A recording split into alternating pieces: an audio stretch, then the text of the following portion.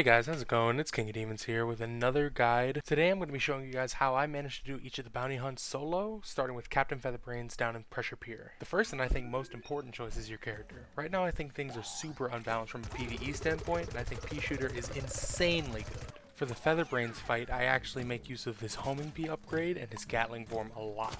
Homing Pea is super useful for making sure your shots hit the parrots as they can move around very sporadically sometimes. For the first phase, I like to make really good use of the Gatling's lower cooldown if you don't use all of the ammo in the clip. But for the other two phases, I like using the leftover ammo for easy DPS on the parrots so you can focus the all-stars earlier. I didn't do it for this attempt, but in general for combat I like to use his third ability, Pea Soup, for the extra fire rate bonus. If you're fighting and it's off cooldown, then just pop it. You're losing DPS otherwise, and the jump boost isn't going to help too much.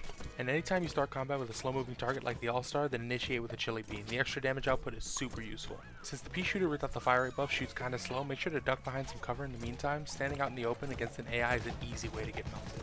The last phase spawns two All-Stars, so just go ahead and use the Gatling to kill one of them. By the time the other one is dead, it should be coming off cooldown soon to use for the DPS phase. So that's going to be it for this guy. He's definitely not the hardest, but he can be a little bit tricky if you get caught in the tough spot. So I'm just going to let the gameplay play out and be back with you guys for the next bounty hunt.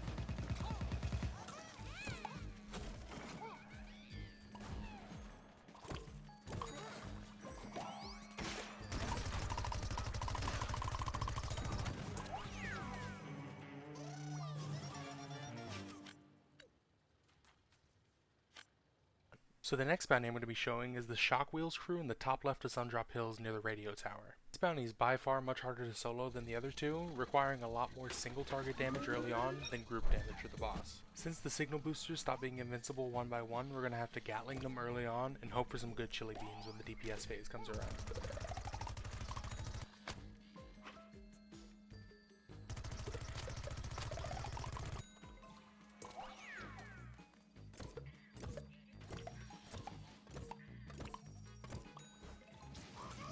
When you get to the part of the fight where you actually have to damage the group, you're going to want to spread the damage early on, optimally leaving one on half health and then killing one of the full health members instead.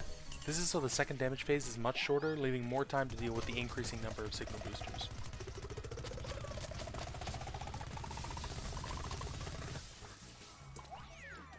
Since you're not going to have the Gatling for the second wave of signal boosters, just make do with the other two abilities. Once they are gone, use the Gatling form that should be off cooldown to wipe out the member that you left on half health.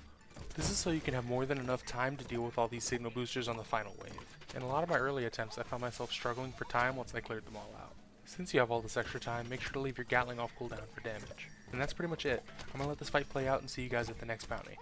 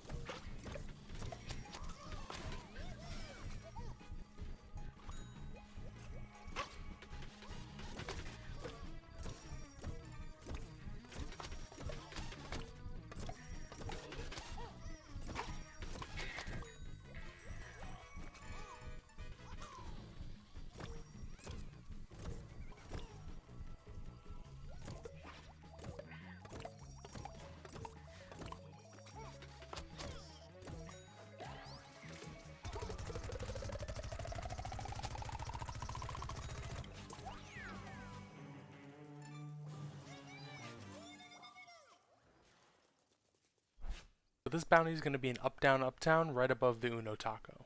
We're going to be facing off against the Bite Knight, who is in my opinion the easiest bounty by a wide margin. His whole gimmick is that he has weakness or like Kryptonite zones that you can only damage him in, so just walk into the zones and wait for him to show up. A lot of the AI in this game get really buggy on some surfaces, especially around the Uno Taco, so you might need to run around and fetch him if he's stuck. He doesn't do crazy amounts of damage, but he can knock you back out of Gatling form, which is a little annoying. After doing this a couple of times, I've noticed his weakness spots are always in the same places, so just run him on top of the Uno Taco, then out back, and then in front of it. So that's going to be it, guys. Those are all the bounties, some strategy, and my thoughts on the Pea Shooters kit. If you want to see some more Plants vs. Zombies content, be sure to hit subscribe and let me know what else you want to see in the comments down below.